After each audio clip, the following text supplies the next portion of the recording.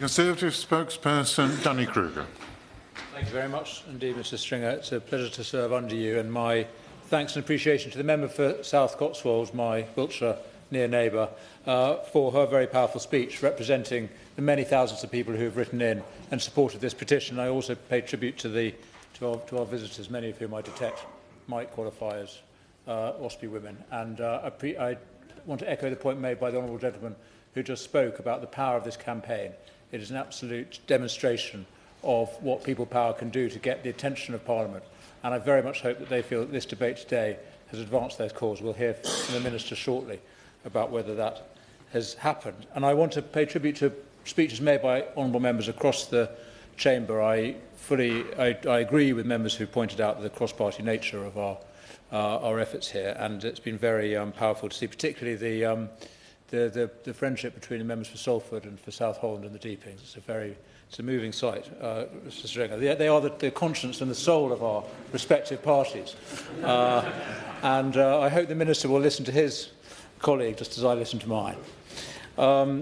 Now, Mr Stringer, in a sense, the question is a complex one. I do recognise that. And the government has had a difficult time in thinking about what to do. It is true that, as the report has pointed out from the Ombudsman, that there was no direct loss of income to women because of the maladministration, but it is also true, as many members have powerfully expressed on behalf of individual constituents, that the bad communication of the policy change did lead directly to people being negatively affected in their income, to making decisions in the absence of full information from government about what their future income would be.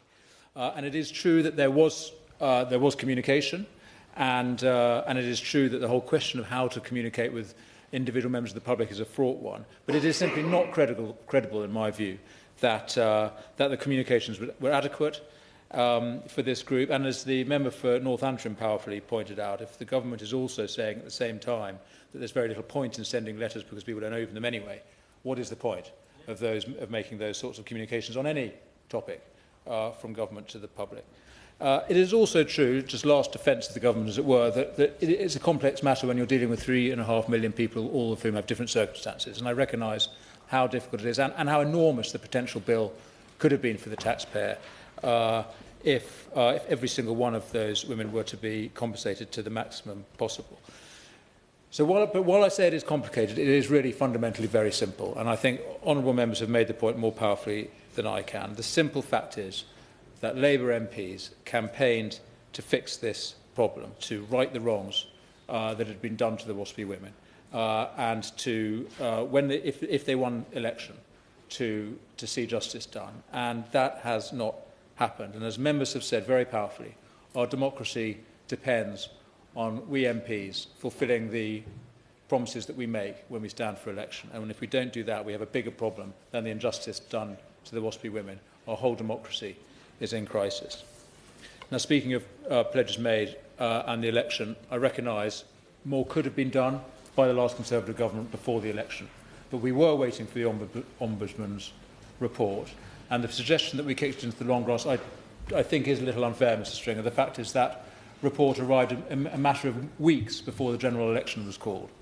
And I am confident, as my party made clear pledges, that we would have fulfilled our commitment to the WASPI women in light of the Ombudsman's report. Exactly what, I can't promise, I can't say from this position. Sadly, we didn't, no one will ever know what we would have done, because the public took a different view about who should take that question forward. Nevertheless, I can say with absolute candour and confidence that we would have done more than nothing, which is what the Labour government have done. So, but leaving party politics out of it, I want to just echo the point made by the honourable member for Edinburgh West, when she said that this is a matter for Parliament. It was a parliamentary ombudsman's report, and it's Parliament that decides on these matters. And I also, like her, take hope from the very many excellent and powerful and brave speeches made by Labour members in the Chamber today, and many others who have stood in public and pledged their opposition to the decision made by their own party leadership. I honour them for those commitments that they are making to honour the pledges that they made when they stood as candidates. And I really do, I do very much hope that the Minister will be listening. Happy to give way. Mr. Chairman, I've been a backbencher all my life. I have no wish to be anything other than a backbencher. I'm very happy in the role that I play. The backbenchers over there are playing an absolutely magnificent role. I think they should be congratulated and should be very proud of the stance that they've taken. Every one of them has spoken in support of the WASPI women, and we thank them for that. There's more than those backbenchers that are committed to doing the same thing. So I looked to the Minister, I seen him nodding in support of them. I think his head went up and down, so I think I was agreeing with what they were saying. If that's the case, does he agree that the Minister can only do one thing?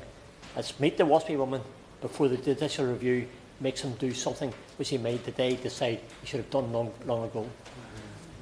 I'm very grateful to the honourable gentleman, the greatest backbencher in the House of Commons, without a doubt, and I very much agree with what he's saying, and I reiterate my appreciation and respect for colleagues across the House, but particularly those Labour members who have spoken today and in other places in support of the WASPI women. And let me finish with this specific question to the Minister. When we stood here a couple of months ago, it was his first day in the job, and by the way, we should not be blaming him for the policy, coming up with the policy. He was a backbencher when the policy was conceived. He just had to come out and defend it, which he has done. But he said on that day, in the debate we had on this topic, that, I quote, "We will work with the Ombudsman to develop a detailed action plan identifying and addressing lessons from this and other PHSO investigations." So I'd be grateful if he could tell us what progress has been made on this matter and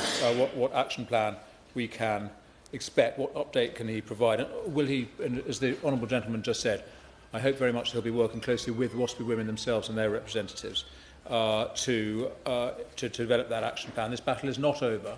There's a case in the High Court, as we've just heard, but it remains, the opportunity, Parliament remains powerful enough and has the authority and the ability to right the injustice that has been done over so many years to these women. I very much hope that the Minister, who, as I say, cannot be blamed for conceiving of this policy, having heard the very powerful speeches that have been made across the House, being aware of the strength of feeling in our constituencies, might feed back to his colleagues in government that a mistake has been made and the opportunity still remains to right that injustice.